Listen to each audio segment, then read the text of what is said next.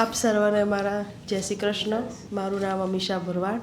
અમીષાબહેન મૂળ સુરતના કુણા ગામના અમીષાબહેનનો જન્મ અમેરિકાના પનામા શહેરમાં થયેલો છે.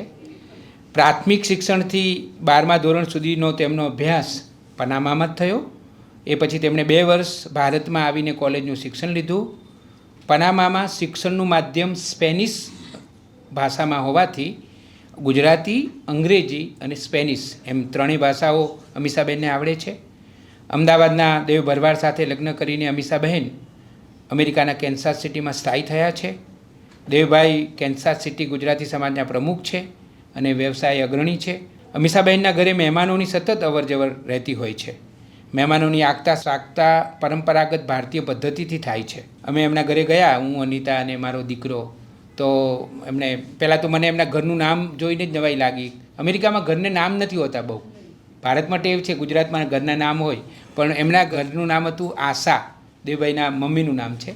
તો પહેલાં તો મને ઘરનું નામ જોઈને જ બહુ જ સારું લાગ્યું કે ઘરનું નામ છે આશા. પછી જેવું બારણું ખોલ્યું ત્યારે અમારા 3ની આરતી ઉતારી, અમને ચાંદલાઓ કર્યા. ભારતીય પરંપરાગત રીતે જ અમારા 3નું સ્વાગત કર્યું. અને એમનો દીકરો રાજા તો આજે નથી આવ્યો, એનું નામ છે તક્ષ. ઉલામણું નામ રાજા છે. એ ભગવદ્ ગીતાના કેટલાય શ્લોકો કંઠસ્થ છે એને, અને એનો યશ હું અમીષાબહેનને આપું છું, કારણ આ માં છે.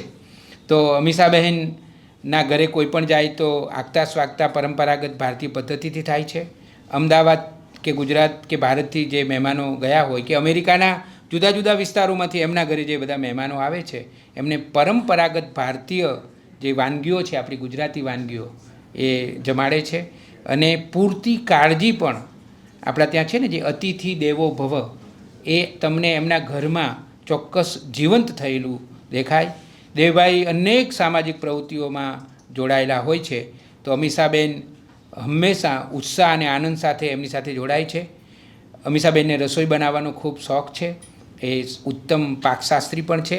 એટલે અવનવી સ્વાદિષ્ટ વાનગીઓ બનાવીને પોતાના પરિવારને પણ ખવડાવે અને મહેમાનને પણ ખવડાવે છે.